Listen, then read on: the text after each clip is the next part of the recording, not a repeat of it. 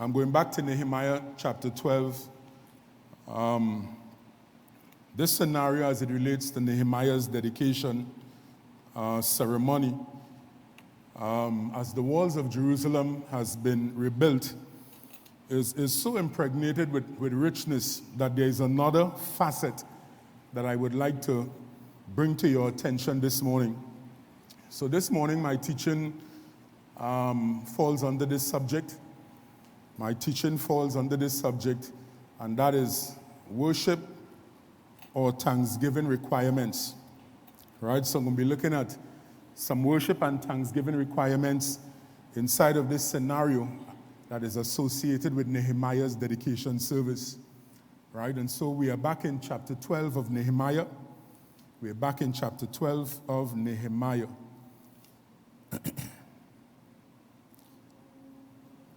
And so let me just read a few verses and get to my main verse, or my verse of primacy this morning. It says from verse 27. From verse 27, if you don't have a Bible, then you can look on the screen. You can look at the different screens that are available to you all this morning in order to follow. From verse 27, it says, "Now at the dedication of the wall of Jerusalem, they sought out Levites in all their places to bring them to Jerusalem to celebrate the dedication with gladness, both with thanksgiving and singing, with cymbals and stringed instruments and harps."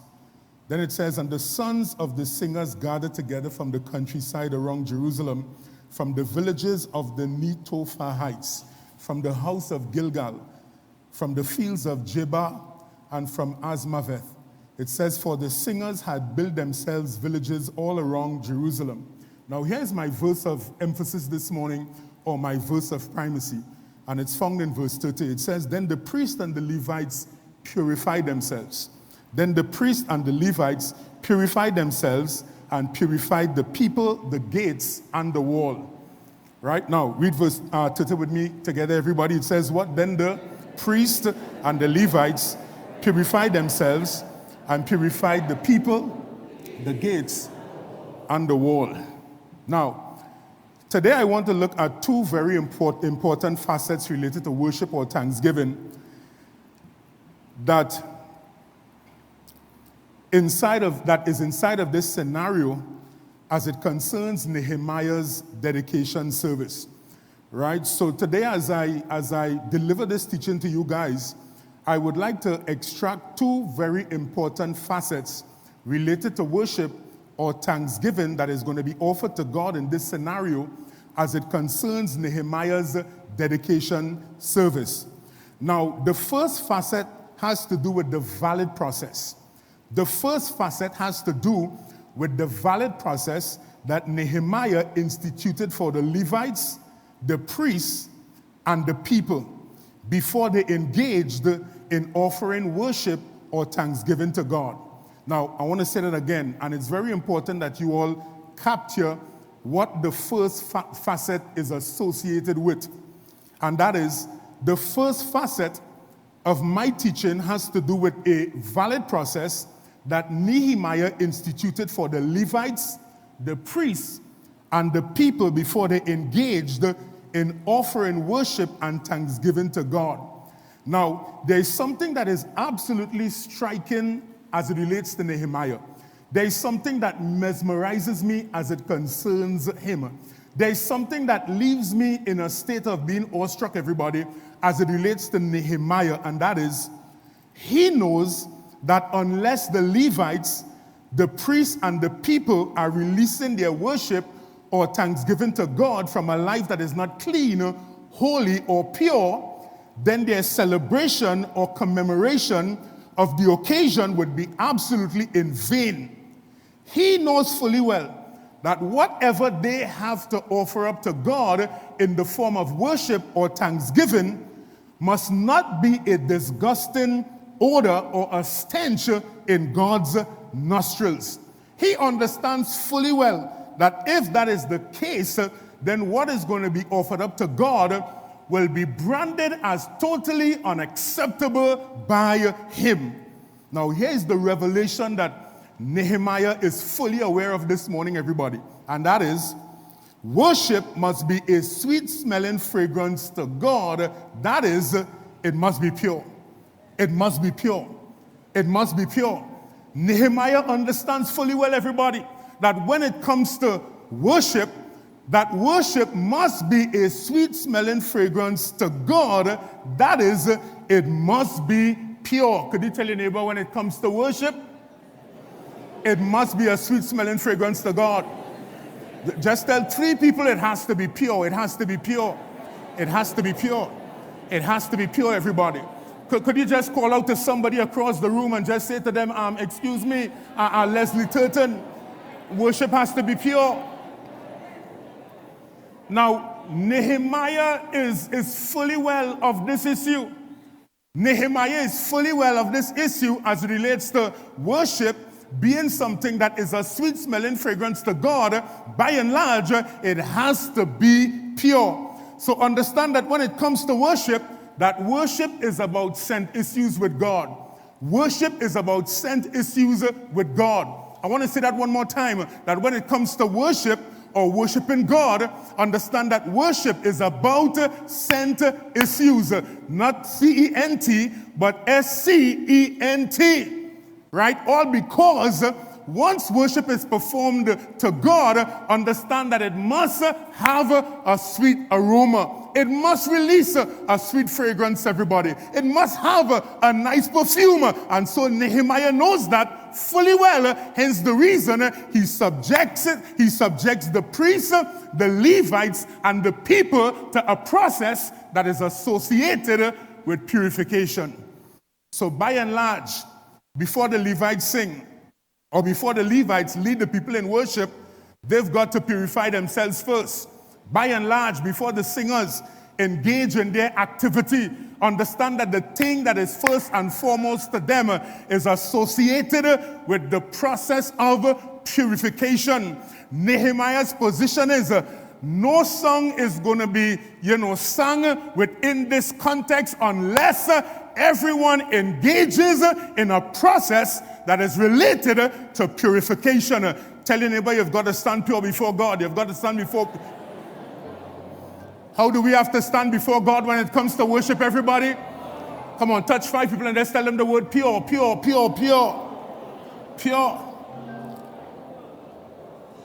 Pure. So Nehemiah's position is this, and that is the genesis of this Thanksgiving service is associated with every individual first purifying themselves before we engage in worship to God. Before we engage in offering thanksgiving to God, the first thing or the thing of primacy before we engage in that process is this, and that is every individual must engage in a process that is associated with purification.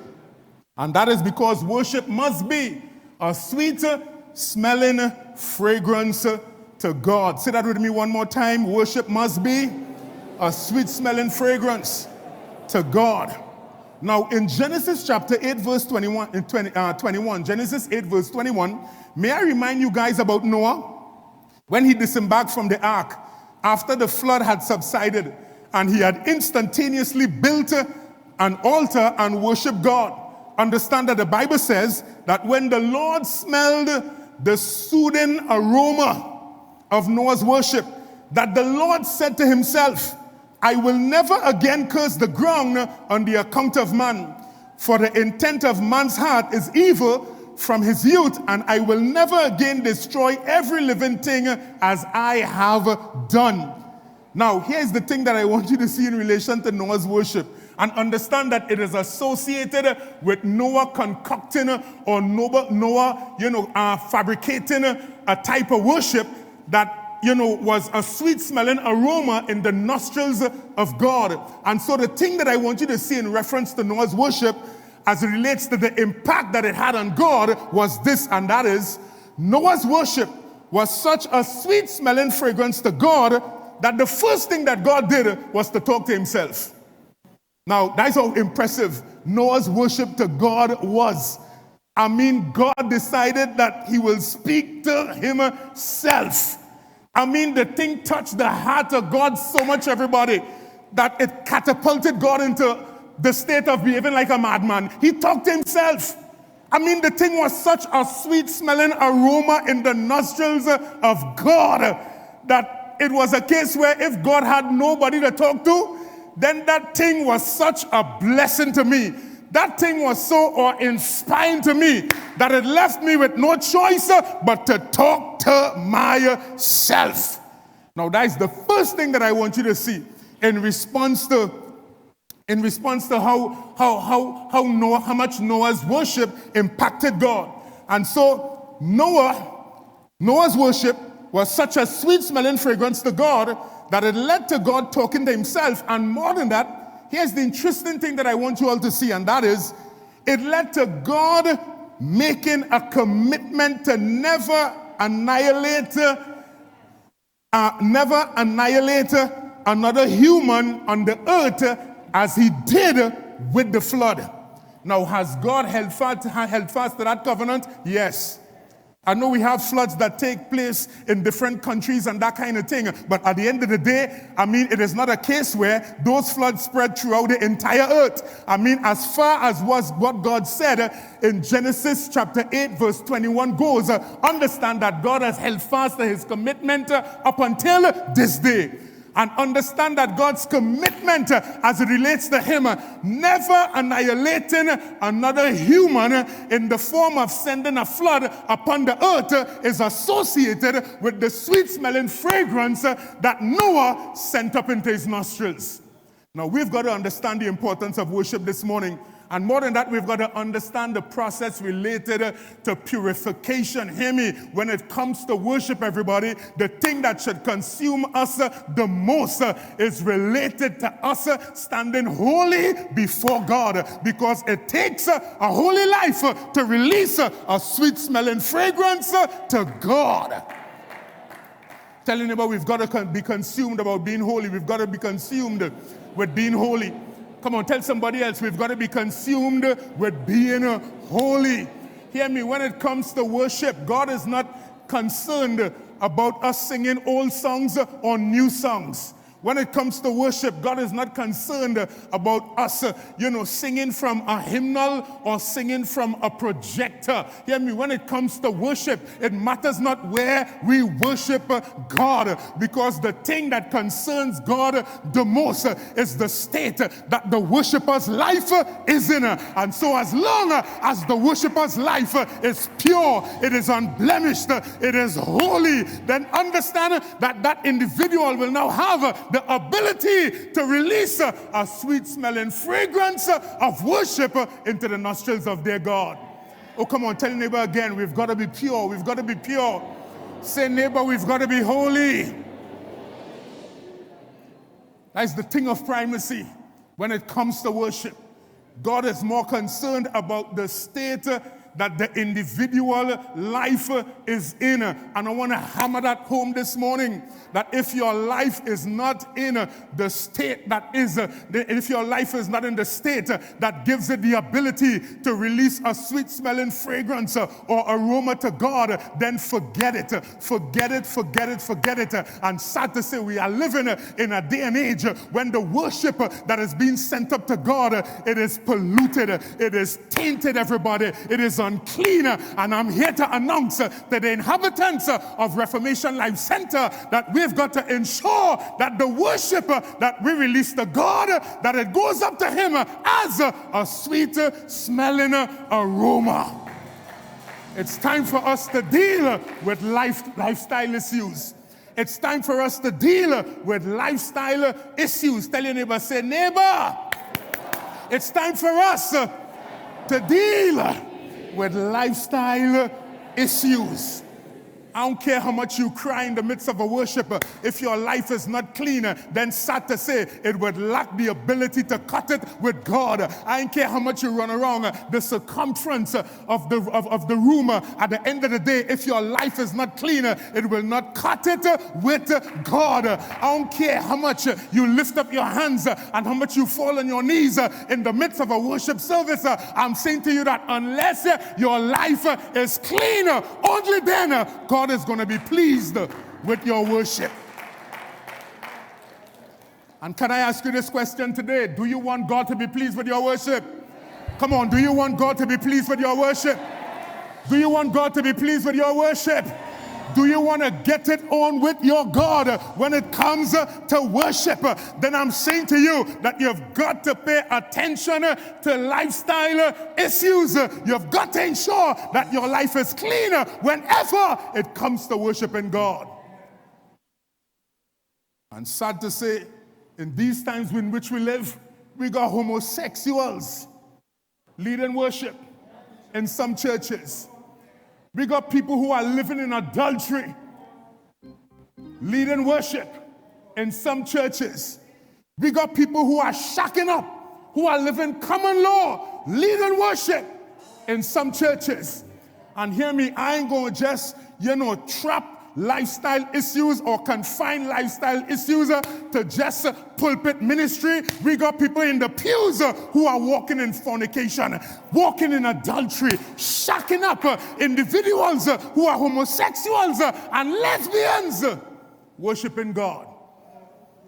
When in actuality, all that does is release a disgusting odor into the nostrils of God. And hear me, God will not have anything to do with such a worship. It's all right, you could stay quiet. I'm going to drive it home.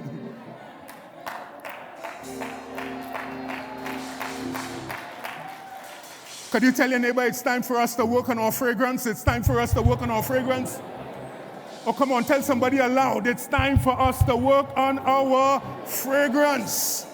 When it comes to worship, everybody, the thing that God is concerned with is related to scent. Go read Malachi chapter 1, where he had to rebuke his people who were coming with some kind of lame animal, who were coming with some kind of animal that was missing an eye. Understand that when it came to that time when they were responsible for offering a burnt offering to God, they had to come with an animal that was absent of any kind of defect or disability. But today we feel that we could stand in God's presence and we could think that we're doing him a favor by lifting our holy hands in a dirty state, in an unclean state, in an unholy state. At the end of the day, you better hear me when I emphatically declare to you that if we don't decide to worship God the way how he expects us to, then he would raise up the stones to worship him. And by the way, in heaven, his angels who are clean, they worship him around the clock. Non-stop, everybody. We got to get it right. And I just love this pattern that I realized in Nehemiah that is associated with the fact that regardless, Virginia, to how good the Levites were, because keep in mind that I told you all last week that he sent for the de la creme, he sent for the best of the lot, he sent for individuals who were the embodiment of praise and worship. And observe, he ventured outside of Jerusalem and made a selection. But observe, as good as they are, or as good as they were, he subjected them to a process of purification first.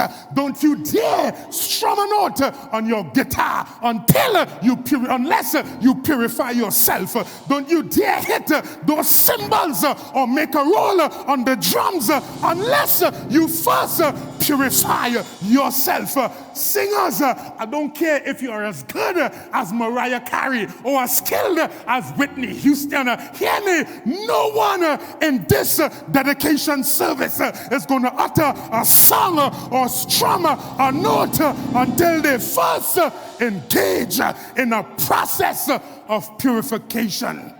No wonder God says that I require that you come before my throne of grace in order to find mercy.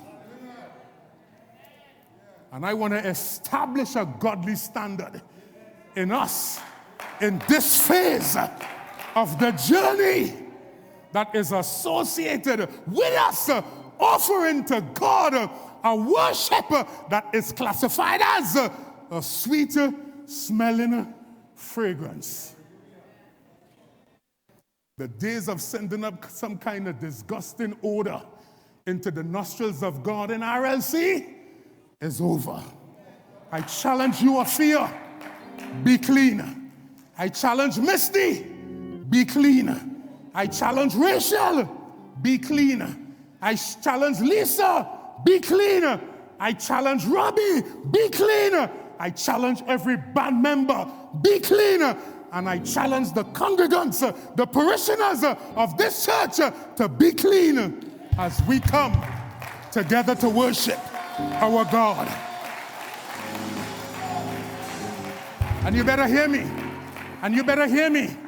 What we could have get away with upstairs Pennywise, hear me, we ain't gonna get away with it here. For now we are in demonic territory. Surrounded by Hinduism, surrounded by Islam. There's a strong man that exists in this area that is associated with those two religions. And we better wake up and come to a place of understanding that it takes worship that is undefiled, worship that is uncontaminated to penetrate those demons that exist in this territory. Can every high thing come down? Yes! Once our worship is clean. Can strongholds be broken? Yes! Once our worship is clean. Can chains be broken? Yes! Once our worship is clean. Can we get Hindus? Can we get those who are Muslims to come and declare that Jesus is Lord? Yes! Once our worship is clean.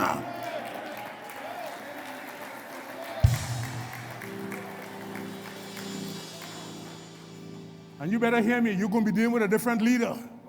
You're going to be dealing with a different leader. Because God didn't bring us here by chance. We have a dent to make in this community. We have a dent to make in this territory. And will we do it? Yes! Demons are not going to make a mockery of us in this territory. And that is why I would like to extract from this scenario as it relates to Nehemiah's dedication service, the issue of purity that had to be transacted before the service begins. Go clean up yourself. Go clean up your ark. Then take up your instrument. Then take up your position. Then station yourself. So much we can learn from Nehemiah. You saw it as a building book, everybody. And you focused on issues related to the opposition that he faced from Sanballat and Tobias. But little did you know that this fella had the wisdom to understand kingdom dynamics to the extent where he knows the importance of purity. Very important point I want to give to our worship team this morning. Very important. And again, it's associated with the fact that as good as the Levites were, he did not exempt them from the process of purification. That is amazing. I mean, and I want to drive it home, everybody. You see the Levites, they were no fly-by-night, wishy-washy, mamby-pamby, worshipers, They were top class. They were top notch. They were the de la creme. And observe, as skillful as they were subjected to a process of purification before they played their instrument. Give me my point there that I want to leave with my worship team. And that is, go ahead, I'll come back to those things, but I want to get to this point. That's it right there. Concerning worship, this is the thing that I want my worshipers to understand, and that is skill must never trump holiness. Skill must never trump holiness. Can I heighten your awareness to the fact that, you see, the musical ministry in a church is one of the most chaotic areas. Is one of the areas that is subjected to vicious attacks. You know why? Because musicians, once they are skilled, come with an attitude. You'll be amazed to know how many pastors quake in the boots to rebuke the musicians. But you see them fellas, they'll get it from me.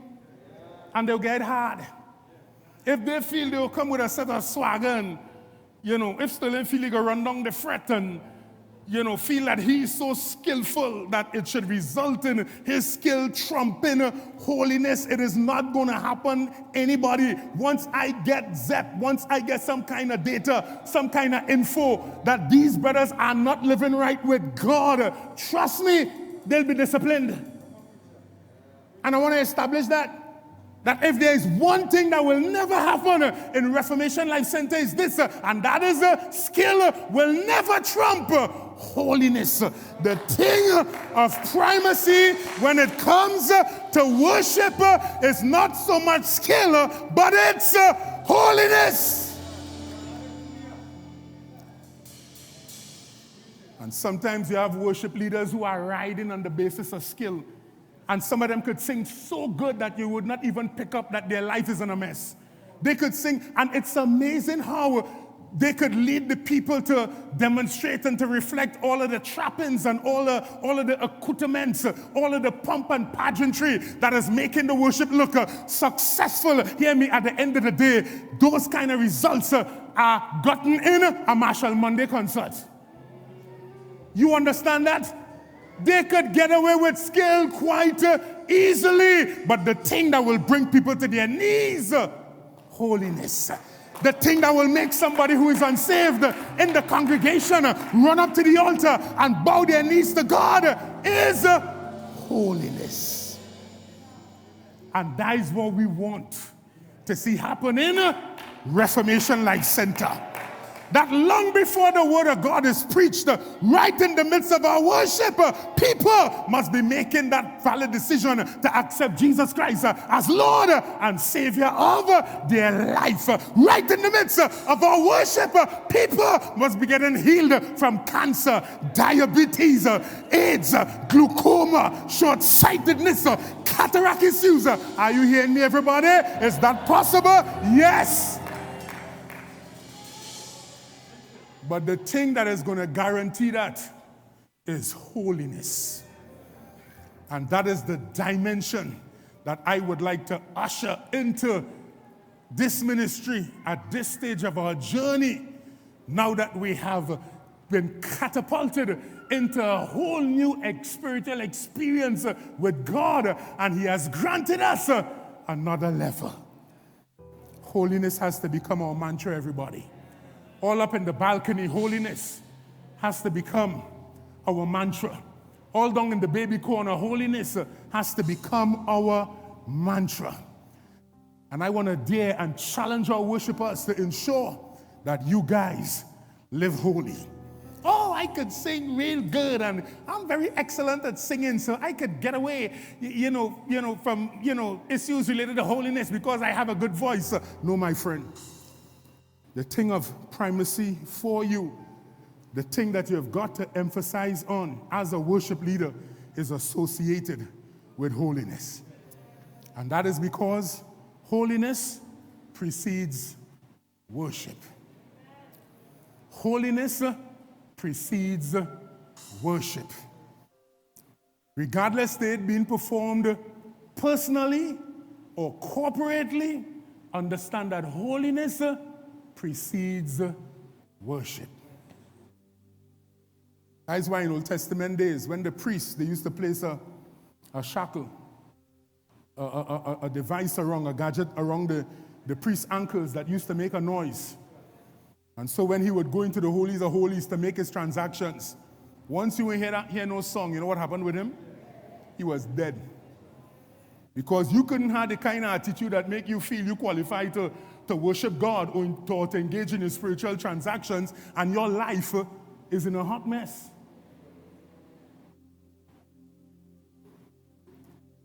And that's why this is a wake-up call for us this morning. That before you enter into God's gates with thanksgiving in his heart and into his courts with praise, ensure that your life is in the right shape with him. Are we getting this today, everybody? Say it with me. Holiness precedes worship. Are you qualified? And don't get me wrong, nobody is perfect, and I know that fully well. But at the end of the day, some of us, we are guilty of sinning willfully and coming in the house of God and behaving in a manner that it is okay to worship God. I want to announce very emphatically this morning that it is not. Because holiness precedes worship. And this is the season for us here at Reformation Life Center to pursue holiness and become holy as never before.